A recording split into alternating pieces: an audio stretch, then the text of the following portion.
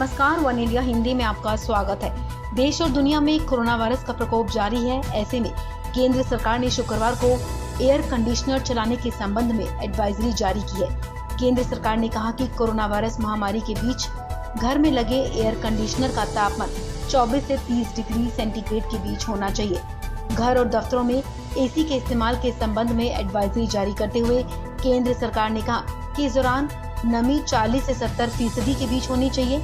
Indian society of heating, refrigerating and air conditioner engineers के दिशा निर्देशों को केंद्रीय लोक निर्माण विभाग ने साझा किया है।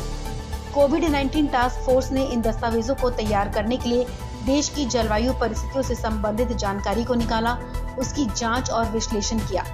टीम में शिक्षाविदों, डिजाइनर्स, निर्माताओं, स्वास्थ्य सुविधा और आंतरिक वायु गुणवत्ता सुरक्षा जैसे विज्ञान से संबंधित विशेषज्ञ शामिल थे।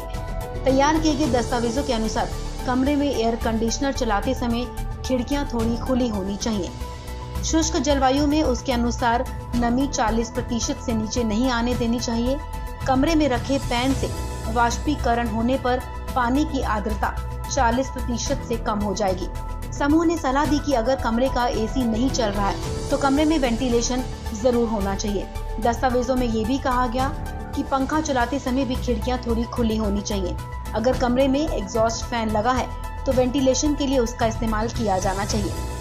कमर्शियल और इंडस्ट्रियल सेक्टर के लिए बताया गया है कि उस जगह पर ज्यादा से ज्यादा वेंटिलेशन होना चाहिए। क्षेत्र में जरूरी सकारात्मक दबाव बनाए रखने के लिए एग्जॉस्ट फैन द्वारा निकाली जा रही हवा ताजी हवा की मात्रा का 70 से 80% होगी। लॉकडाउन के दौरान ज्यादातर कमर्शियल सेक्टर्स बंद हैं।